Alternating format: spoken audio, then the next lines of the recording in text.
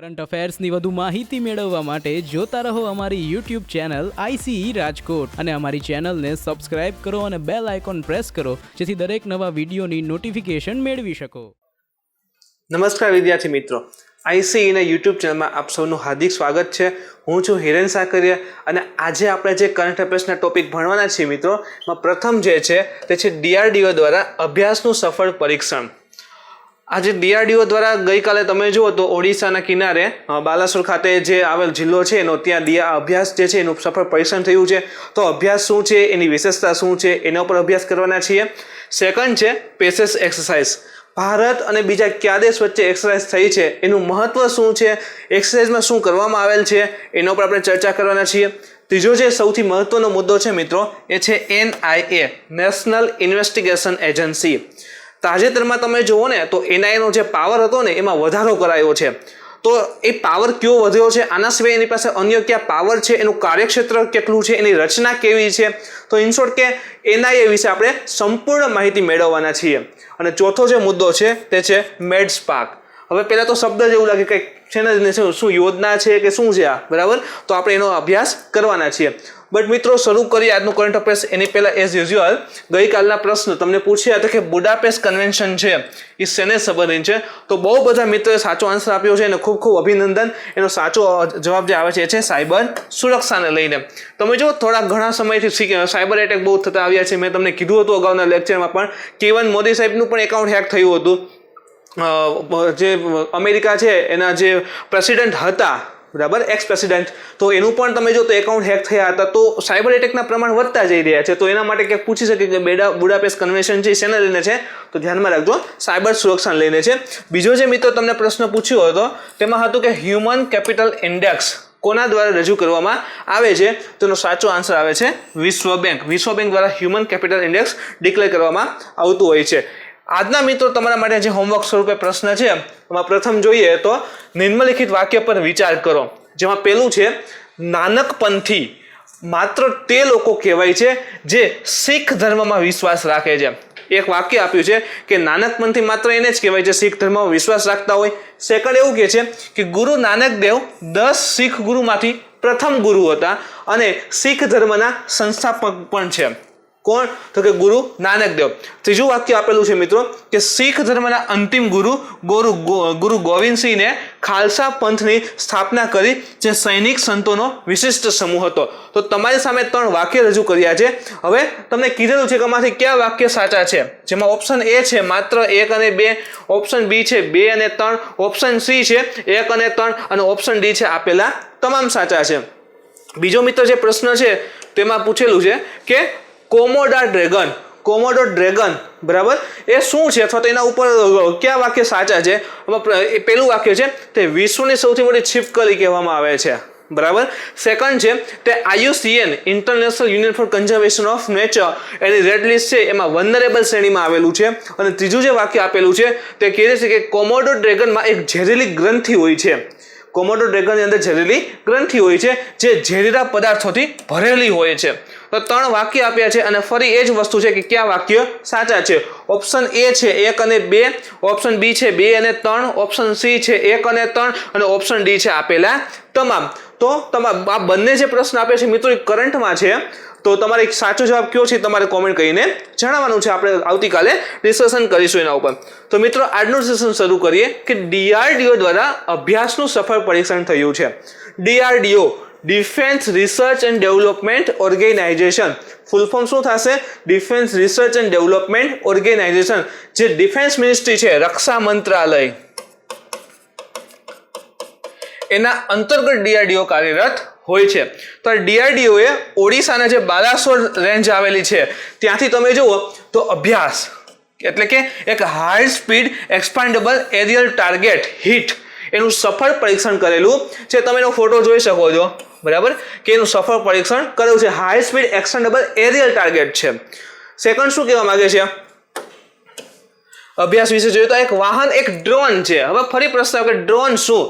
In short કે એમાં કોઈ માણસ હાજર નથી એ પ્રકારનું એક વ્હીકલ છે, બરાબર, જેને કહી શકાય કે આવી રીતે ઇગ્નિટ કરી શરૂ કરી અને ઉડાડેલું છે અને એનું સફળ પરીક્ષણ કરેલું છે.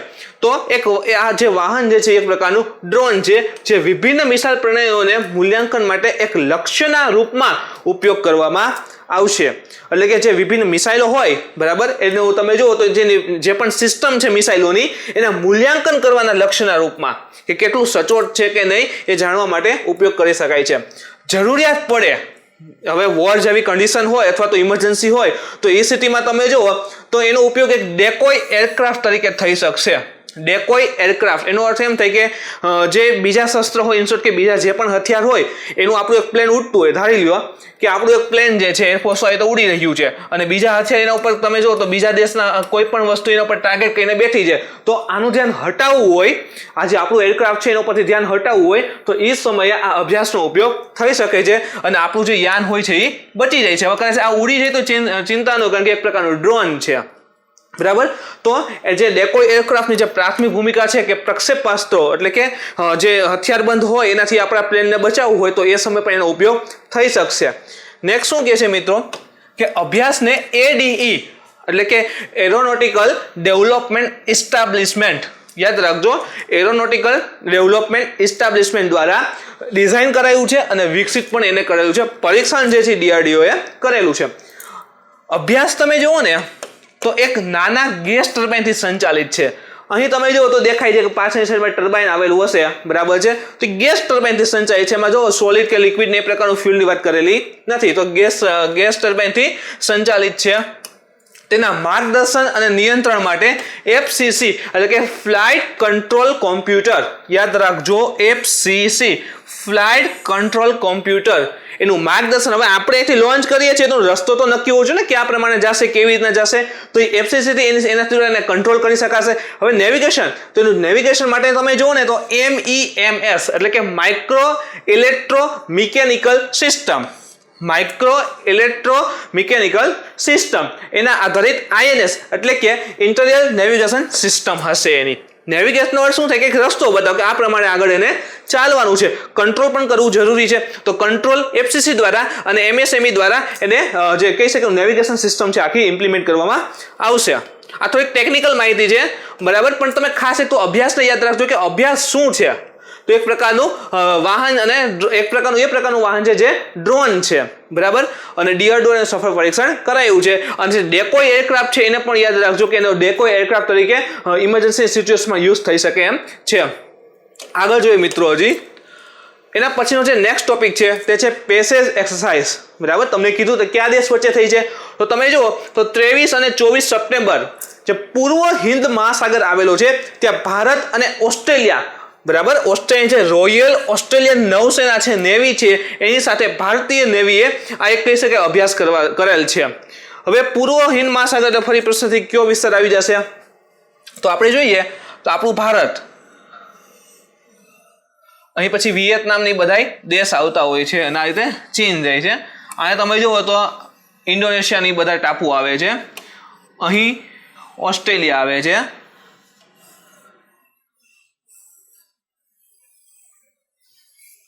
આફ્રિકા ખંડ આવી જાય છે, અહીંથી યુરોપ આવી જાય છે. તો આ જે મહાસાગર આવે છે મિત્રો, આ છે હિન્દ મહાસાગર, ઇન્ડિયન ઓશન. હવે એનો ભાગ જોઈએ તો આ ઉત્તર, આ દક્ષિણ, આ પૂર્વ અને આ પશ્ચિમ. તો હિન્દ મહાસાગરનું પૂર્વ એટલે કે અહીં ઓસ્ટ્રેલિયાની પશ્ચિમ અને હિન્દ મહાસાગરનું પૂર્વ થઈ. તો ત્યાં આ એક્સરસાઇઝ થયેલ છે કોની વચ્ચે, તો કે રોયલ ઓસ્ટ્રેલિયન નેવી, બરાબર, એટલે કે RAN અને ભારતીય નેવી વચ્ચે. જેમાં ભારત તરફથી જો કોને ભાગ લીધો હતો તો કે INS સહ્યાદ્રી અને કારમુક, આ બંને ભારત તરફથી ભાગ લીધો હતો. શિપ જે છે એનું નામ છે INS સહ્યાદ્રી અને કારમુક. તથા ઓસ્ટ્રેલિયા તરફથી તમે જુઓ ને તો HMAS હોબાર્ટ, HMAS હોબાર્ટે ભાગ લીધો હતો.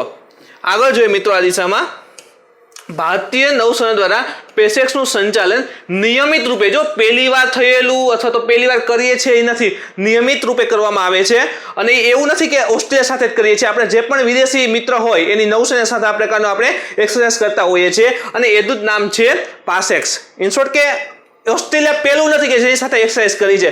આપણે ઓલરેડી યુએસ સાથે પણ કરી છે, જાપાન સાથે પણ આ પ્રકારની એક્સરસાઇઝ કરતા રહીએ છીએ. આનાથી શું થાય કે ભાઈ બંને જે દેશ છે એની નેવી છે એની વચ્ચે કોમ્યુનિકેશન વધે, વિશ્વાસ વધતો હોય છે, એકબીજાની ટેકનોલોજી વિશે માહિતી મળતી હોય છે. બરાબર. તો આ અભ્યાસ તમે જો તો આંતર કાર્યક્ષમતા વધારવા માટે, એકબીજાની જે અન્ડરસ્ટેન્ડિંગ છે એ વધારે ડેવલપ થાય તે માટે તથા હથિયારની ફાયરિંગ સાથે એડવાન્સ સરફેસ અને એર સરફેસ એન્ટી એક્સરસાઇઝ કરવામાં આવતી હોય છે. એટલે કે એન્ટી એર એટલે કે હવામાન એમાં નથી, માત્ર ને માત્ર તમે જુઓ તો વોટર લેવલે, સી લેવલે વાત કરવામાં આવે છે. આના સિવાય શું કહે છે કે આ અભ્યાસથી શું ફાયદો થશે તો કે ભારત અને ઓસ્ટ્રેલિયા વચ્ચે તમે જુઓ તો દ્વિપક્ષીય સંબંધ છે, બરાબર છે, એ વધશે, વ્યૂહાત્મક થશે. એટલે કે ખાલી રક્ષા ક્ષેત્ર નહીં પણ અન્ય દિશામાં પણ વિકસિત થશે. હમણાં આપણે થોડા દિવસ પહેલા કરંટમાં એક વસ્તુ જોયું હતું, ક્વાડ ગ્રુપ, જેમાં 4 દેશ હતા, ભારત, ઓસ્ટ્રેલિયા, જાપાન ને અમેરિકા. હવે ઇન્ડિયન ઓશન હમણાં તમને દેખાડ્યો, આ ઇન્ડિયન ઓશન. હવે અહીંયા તમે જુઓ ને તો અહીંયા જાપાન આવે છે અને અહીં પેસિફિક મહાસાગર આવી જાય અને ફરી અહીંયા તમે જુઓ તો અમેરિકાની બધું કેનેડાને આવી જશે. તો ઇન્ડિયન ઓશનમાં તમે જુઓ તો ભારત અને ઓસ્ટ્રેલિયા મહત્વની ભૂમિકા ભજવી શકે છે. તો એ દિશામાં જોઈએ તો પણ ચીનને કાઉન્ટર કરવાના રૂપે આ એક્સરસાઇઝ ખૂબ મહત્વની સાબિત થશે. એની સાથે જ દરેક ક્ષેત્રમાં સંરક્ષણ સહયોગ મળશે. બરાબર. તો એને પણ ધ્યાનમાં રાખજો બધી વસ્તુને કે જે એક્સરસાઇઝ છે એ પ્રથમવાર નથી અને આજે આપણે પ્રકારની પાસે એક્સરસાઇઝ જે છે એ આપણે મિત્ર દેશ સાથે આપણે કરતા હોઈએ છીએ. ઘણા મિત્રોનો પ્રશ્ન છે એક્સરસાઇઝમાં કરતા શું હોય. હવે એમાં શું હોય કે એકબીજાની જે ટેકનોલોજી હોય એ ટ્રાન્સફર કરતા હોય, એના વિશે માહિતી આપતા હોય. આના સિવાય જે કહી શકાય ગન હોય, બરાબર, એનું ફાયરિંગ કરીને ટેસ્ટિંગ ને બધું કરતા હોય છે. અથવા તો નેવીના ઓપરેશન ચલાવેલા હોય તો કયા પ્રકારે કેવી રીતે ચલાવવા જેથી કરીને ફાયદો થાય, તો એ બધી માહિતી છે એકબીજા સાથે એક્સચેન્જ કરતા હોય છે જેથી કરીને બંને નેવીમાં સ્ટ્રોંગનેસ આવે. તો આ પ્રકાર જે છે એક્સરસાઇઝમાં વસ્તુ થતી હોય છે. આ એક્સરસાઇઝની મહત્વની વસ્તુ એ હતી કે COVID-19 એના સમયગાળામાં થઈ રહી છે. તો આમાં ક્યાંય પણ તમે જો તો ક્રૂ મેમ્બર વચ્ચે ફિઝિકલ કોન્ટેક્ટ કે એવું કંઈ થયું હતું નહીં. બરાબર. તો એ પણ એક બે વાત કરવામાં આવી છે ઇન્ડિયન નેવી દ્વારા, તો એને પણ ધ્યાનમાં રાખજો. એના પછી મિત્રો જે નવો મુદ્દો છે તે છે NIA, નેશનલ ઇન્વેસ્ટિગેશન એજન્સી. એટલે કે જે સૌથી ઇમ્પોર્ટન્ટ આજનો મુદ્દો છે તે શું કહેવા માંગે છે તો કે તાજેતરમાં સરકાર દ્વારા NIA ને narcotic drugs and psychotropic substance, યાદ રાખો, narcotic drug and psychotropic substance ના અધિનિયમ પ્રમાણે ગુનાઓની તપાસ કરવાનો અધિકાર અપાયો છે. ગુનાઓની તપાસ કરવા માટેનો અત્યાર સુધી તપાસનો અધિકાર છે ને મિત્રો, જે તે વિસ્તારના પોલીસ સ્ટેશન આવતા હોય ને એ સ્થાનીય પ્રભારી એટલે કે જે ઇન્ચાર્જ હોય એની પાસે હતો. તો હવે શું કહે છે કે જે NIA જે છે, બરાબર, એના જે સદસ્ય હશે એમાં જે પણ મેમ્બર કાર્ય કરી રહ્યા છે તો હવે એ પણ તપાસ કરી શકશે. અત્યાર સુધી માત્ર જે વિસ્તારમાં આવતો હોય એનો જે પોલીસ સ્ટેશનનો ઇન્ચાર્જ હોય એની પાસે પાવર રહેતો હતો. તો હવે તો કે NDPS ના અધિનિયમ પ્રમાણે હવે એની તપાસ જે છે એ NIA પણ કરી શકશે. ઇન શોર્ટ કે એનું જે કાર્યક્ષેત્ર હતો એમાં વધારો થયા છે. આગળ શું કહે છે NIA વિશે તો કે ઉદ્દેશ્ય શું હતો તો કે એક તો આતંકવાદી વિરોધી અભિયાન, ખાસ કરીને તમે જો એ સમયે યુઝ થાય છે આતંકવાદી વિરોધી અભિયાન સમયે તમે જો તો સામેવાળા ડ્રગ વ્યાપાર સંબંધોને રજૂ કરવા માટે. હવે તમે ન્યૂઝ જો રેગ્યુલર ફોલો કરતા હોય તો તમને અંદાજ આવતો હશે કે થોડાક ટાઈમ પહેલા પણ ગુજરાતની સરહદે કરોડો રૂપિયાનું કહી શકાય કે ચરસને બધું મળવાની વાત આવી હતી.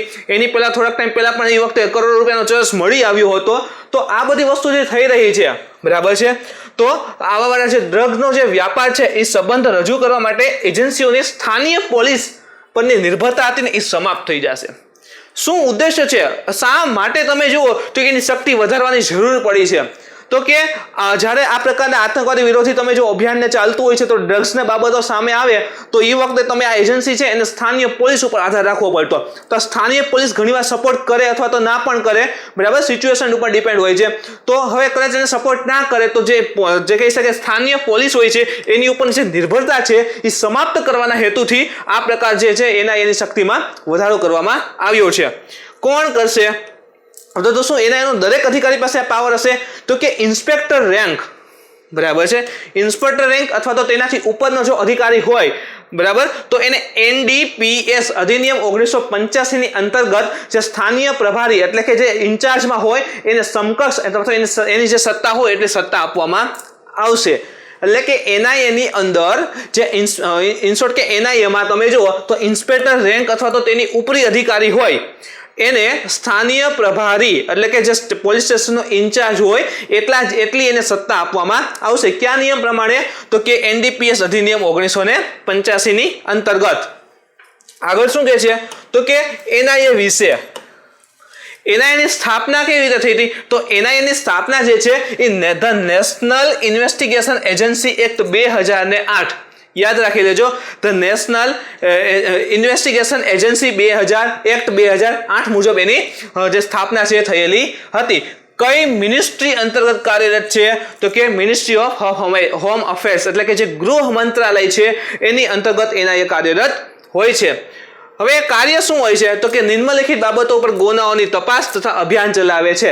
કઈ કઈ બાબત? તો એમાં તમે જો તો ભારતની સંપ્રભુતા, જે ભારતની સંપ્રભુતા છે આના સિવાય અખંડિતતા અને સુરક્ષા, રાજ્યની સુરક્ષા, વિદેશી રાજ્યો સાથે મૈત્રીપૂર્ણ સંબંધોને પ્રભાવિત કરનાર ગુના. જેમ કે આપણે જો શ્રીલંકા જે છે એની સાથે આપણે સારા સંબંધ હોય છે, સારા સંબંધ છે, તો વિદેશી રાજ્ય સાથે જે આપણે સારા સંબંધ છે એ સંબંધને જો અસર કરતા ગુના હોય તો એ બધું ઘટાડવા અથવા તો એ બધાને કંટ્રોલ કરવા માટે NIA ની સૌથી મહત્વ ભૂમિકા છે. દેશ ખતરામાં ન આવી જાય એ પ્રકારના તમામ બાબતનું એનાથી દેશને તમામ બાબતોથી બચાવવાની જવાબદારી હોય છે આ NIA ની. આગળ હજી શું કહે છે? તો કે સેકન્ડ તમે જો તો પરમાણુ અને પરમાણુ પ્રતિષ્ઠાનોની વિરુદ્ધ અપરાધ જે હોય તો એને પણ કંટ્રોલ કરવાનું કાર્ય કરશે. ત્રીજું કહે છે ઉચ્ચ ગુણવત્તાયુક્ત નકલી ભારતીય મુદ્રા કરન્સી જે છે એનું સ્મગલિંગ થતું હોય તો એ પણ આના કાર્યક્ષેત્રમાં આવશે. જે આપણી જે કરન્સી છે ઇન્ડિયન કરન્સી, હવે સેમ ટુ સેમ ક્વોલિટી તમે હાથમાં આવી જાય તો એમ જ લાગે બે સાચી ને ખોટી સરખી જ લાગે. હવે એટલી ક્વોલિટી વાળી જો ડુપ્લિકેટ નોટ હોય, બરાબર છે, તો એનું સ્મગલિંગ થતું હોય તો એને કંટ્રોલ કરવા અથવા તો એ પ્રકારના ઓપરેશન કમ્પ્લીટ કરવાની જવાબદારી પણ એની આવતી હોય છે. હવે જો સ્મગલિંગ લખેલું છે, ડુપ્લિકેટ નોટ કેવી રીતે કે પાકિસ્તાનમાં સપોઝ ધારવાનું છે, સપોઝ કે પાકિસ્તાનના કોઈ એરિયામાં આ પ્રકારનો smuggling duplicate Indian currency duplicate બનાવવાની વાત ચાલી રહી છે, તો ત્યાં શું થાય કે ડુપ્લિકેટ કરન્સી બનશે, પછી એ કરન્સી છે ઇન્ડિયામાં લઈ આવે, ઇન્ડિયામાં ડુપ્લિકેટ કરન્સી આવી ગઈ. હવે એક કરન્સી ઇન્ડિયામાં ડુપ્લિકેટ આવી છે અને ઓરિજિનલ જે કરન્સી હોય ને એ પછી પાછી એટલા જ જથ્થામાં. સમજીએ, ધારો કે આ પાકિસ્તાન છે અને આ છે આપણું ઇન્ડિયા. ધારો કે પાકિસ્તાનમાં 1000 રૂપિયાની 2000 રૂપિયાની ધારો કે 1000 નોટ છપાઈ છે, તો એ અહીંયા આવશે ઇન્ડિયામાં. આ કેવી છે? ડુપ્લિકેટ છે. તો સામે ઓરિજિનલ જે નોટું છે એટલી એ પાકિસ્તાનમાં જાય. તો જુઓ, ડુપ્લિકેટ નોટ આપણે ઇન્ડિયામાં આવી રહી છે અને ઓરિજિનલ નોટ બહાર જાય છે. હવે આ પાકિસ્તાન શું કરે? ઓરિજિનલ જે પૈસા છે ને એ ભારત વિરોધી અભિયાનમાં તમે જો તે વાપરતા હશે. તો આ પ્રકારે તમે જુઓ તો સ્મગલિંગ ને બધું થતું હોય છે. આના દ્વારા તમે જુઓ તો વેપાર જે હથિયાર ને બધું છે ખરીદાતું હોય છે. તો આને અટકાવવાનું કાર્ય પણ એની પાસે છે. તેના સિવાય NIA જે છે એ સેન્ટ્રલ કાઉન્ટર ટેરરિઝમ આતંકવાદ ટેરરિઝમ લો એન્ફોર્સમેન્ટ એજન્સીના રૂપમાં પણ કાર્ય કરે છે. જે કહી શકે આતંકવાદ ફેલાઈ રહ્યો છે એને કંટ્રોલ કરવા માટેનું પણ કાર્ય આ એજન્સી કરી રહી હોય છે. તેને રાજ્યની વિશેષ અનુમતિ વગર, હવે સપોઝ કે ગુજરાત રાજ્યમાં મેં તમને કીધું કે થોડાક ટાઈમ પહેલા આવ્યું હતું કે ભાઈ કચ્છ પાસે તમે જુઓ, પાકિસ્તાન કચ્છ પાસે જે અખાત જે છે સમુદ્ર છે વિસ્તાર છે ત્યાં ચરસ મળી આવવાની સંભાવના લાગી હતી. તો હવે એને ઇન્વેસ્ટિગેશન કરવી હોય તો ગુજરાત રાજ્યની પરમિશન લેવાની જરૂર નથી. એની પાસે એટલો પાવર છે કે જે તે રાજ્યની પરમિશન વગર એ રાજ્યમાં કોઈ પણ પ્રકારનું ઓપરેશન ચલાવી શકે છે. તો એને પણ યાદ રાખજો કે એને રાજ્યની પરમિશન લેવી પડતી હોતી નથી. અધિકાર ક્ષેત્ર કેટલા છે? તો કે રાજ્ય સરકાર કોઈ પણ બાબતની તપાસને NIA ને આપવા. હવે રાજ્ય સરકાર છે, જેમ કે આપણે જોયું હમણાં એ મુદ્દો ચરસવાળો, હવે ગુજરાત રાજ્યને એમ થાય કે આ મુદ્દો છે મારે NIA ને ટ્રાન્સફર કરવો છે, તો ડાયરેક્ટ NIA નો લે કે હા વાદ્યું એમ, બરાબર. પણ સરકાર એને આગ્રહ કરે કે હા ભાઈ, ગુજરાત સરકાર એને આગ્રહ કરે કે આ પ્રકારનું મુશ્કેલી છે તમે આ મુદ્દાને સ્વીકારો. હવે તો કે NIA જે અધિનિયમ છે, હમણાં આપણે જોયો અધિનિયમ જે NIA નો અધિનિયમ જે છે એની અંતર્ગત જો આ વસ્તુ હશે ને તો NIA લેશે, બાકી નહીં લે. તો એનું જે કાર્યક્ષેત્ર આપણે જોયું કે આ 3 બાબત જે છે, મુદ્રાવાળું છે, બરાબર, પરમાણુ હથિયાર છે, અથવા તો દેશને અને અખંડિતતા સુરક્ષાને પ્રભાવિત કરવાનો કાંઈ પણ મુદ્દો હશે તો એ NIA સ્વીકારે છે. તો રાજ્યને જ્યારે આ પ્રકારે પ્રોબ્લેમ આવે તો રાજ્ય કેન્દ્રને રિક્વેસ્ટ કરે છે, અને જો એ રિક્વેસ્ટમાં તમે જુઓ તો NIA ના અધિનિયમ પ્રમાણે બંધ બેસતું હોય કે હા ભાઈ આ કાયદા દ્રષ્ટિએ બરાબર છે, અથવા તો તમે જો આ ગુનો થાય છે એ NIA ની અંતર્ગત આવે છે, તો NIA ની જાંચ માટેની અથવા તો તપાસ માટેની કહી શકાય કે સ્વીકૃતિ લે છે અને તપાસ શરૂ કરી દે છે. કેન્દ્ર સરકાર જે છે એ એનઆઈને ભારતમાં ગમે ત્યાં, બરાબર, કેન્દ્ર સરકાર, જો રાજ્ય સરકારનો ઉલ્લેખ નથી, બરાબર, કેન્દ્ર સરકાર જે છે એ એનઆઈને ભારતમાં ગમે ત્યાં અને કોઈ પણ અધિસૂચિત એટલે કે ઇન્ફોર્મેશન વાળા અપરાધની તપાસ કરવાનો આદેશ આપી શકે છે. એને જે તે રાજ્યની પરમિશન લેવાની જરૂર રહેતી નથી. રચના, કોણ કોણ એના અધિકારી હોય છે? તો કે એનઆઈએના અધિકારી તમે જો તો આઈપીએસ અને આઈઆરએસ એટલે કે ઇન્ડિયન પોલીસ સર્વિસ અને ઇન્ડિયન રેવન્યુ સર્વિસ, બંનેમાં જે પણ અધિકારીઓ હશે એમાંથી જેની પસંદગી કરવામાં આવતી હોય છે. આના માટે કોઈ સ્પેશિયલ ભરતી બાદ નથી પડતી, એ પણ ધ્યાનમાં રાખજો. જે આઈપીએસ ને આઈઆરએસ હોય એમાંથી અધિકારીઓ પસંદ કરવામાં આવતા હોય છે.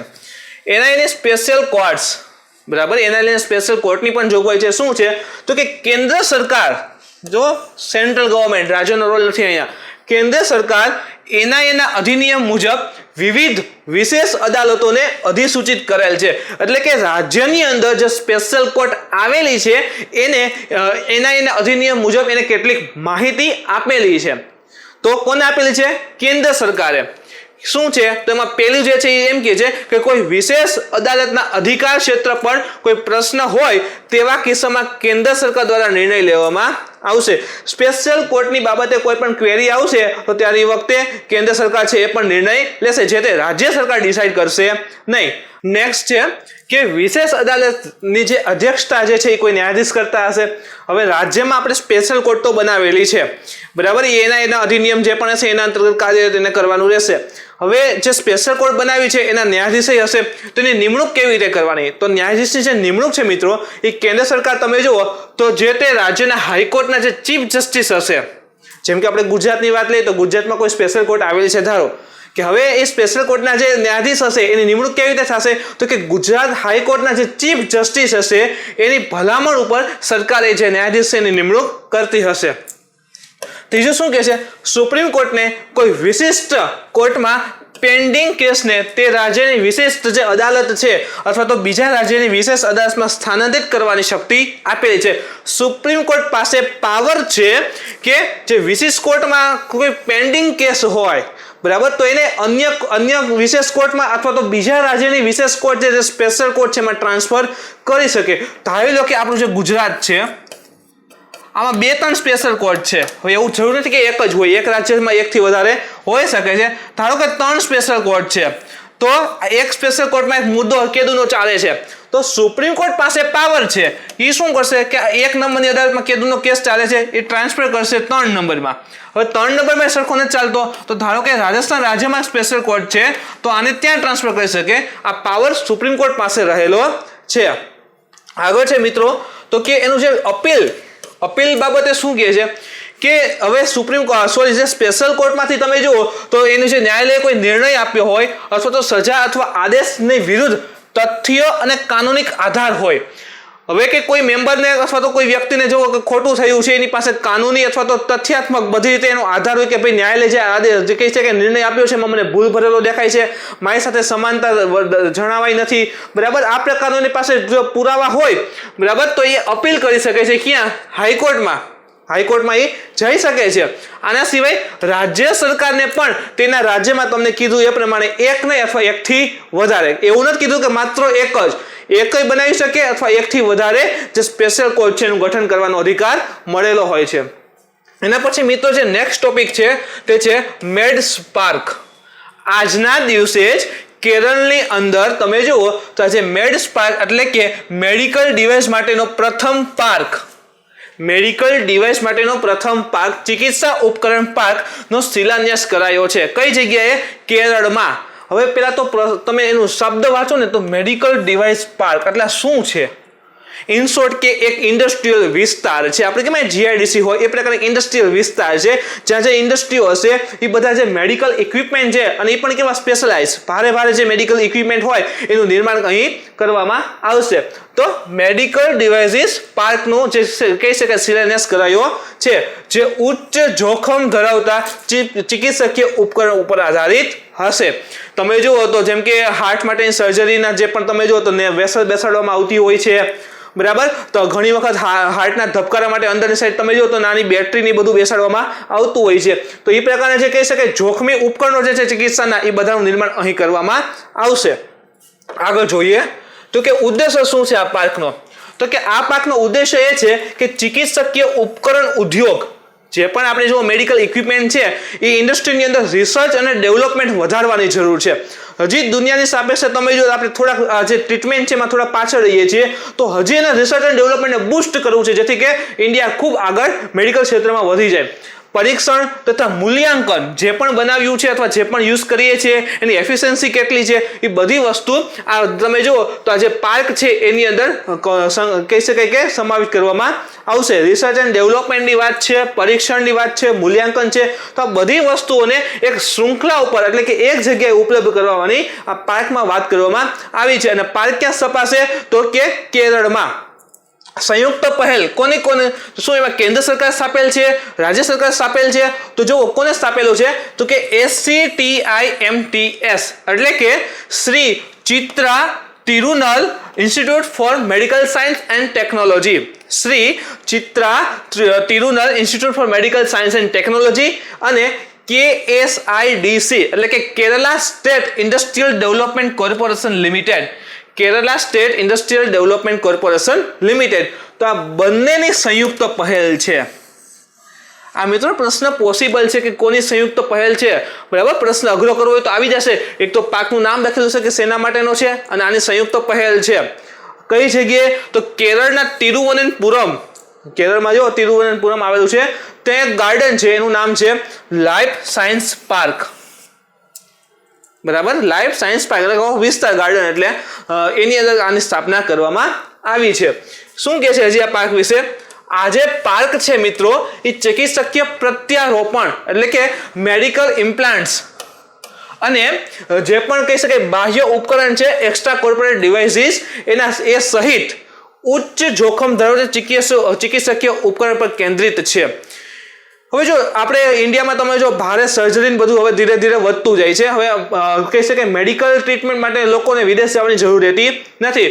તો જે પણ બોડી માટે સ્પેશિયલાઇઝ ઇક્વિપમેન્ટની જરૂર હોય છે એનું નિર્માણ જે છે એ અત્યારે ઇન્ડિયામાં થઈ જ રહ્યું છે, પણ અલગ અલગ ક્ષેત્રે છે. તો સરકારે શું કોશિશ કરી કે એને કોઈ એક જગ્યાએ લઈ જાય તો જેથી કરીને એ ક્ષેત્રમાં રોજગારી મળી રહે અને એ ક્ષેત્ર નજીક આવી જાય, કે બધી વસ્તુ ત્યાં જો એક જ ક્ષેત્રમાં અવેલેબલ હશે તો ત્યાં રિસર્ચ એન્ડ ડેવલપમેન્ટ માટે ફાયદો થઈ શકે. ત્યાં કહી શકાય એની ગુણવત્તા કેવી છે એ બધી જ વસ્તુ ત્યાં એક જ જગ્યાએ મળી રહેશે, એક જ પાર્કમાં મળી રહે, એટલે કે એક જ ઝોનની અંદર મળી રહેશે. તો સરકારે આ પ્રકારનો ઉદ્દેશ્ય વિચાર્યો, જેની અંદર શું લીધું કે ચિકિત્સકીય પ્રત્યારોપણ તથા બાહ્ય ઉપકરણ, જેમ કે અત્યારે તમે જો કોરોનાનું ચાલુ રહ્યું છે તો બારે જે વસ્તુને વેન્ટિલેટરની જે ખાસ જરૂર પડે છે, તો વેન્ટિલેટરની પણ એક વખત શોર્ટેજ આવી ગઈ હતી. તો દરેક પ્રકારના જે મેડિકલ ઇક્વિપમેન્ટ છે, બરાબર, એ બધાનું નિર્માણ આ પાર્કની અંદર કરવામાં આવશે એવી આ વાત કરેલી છે.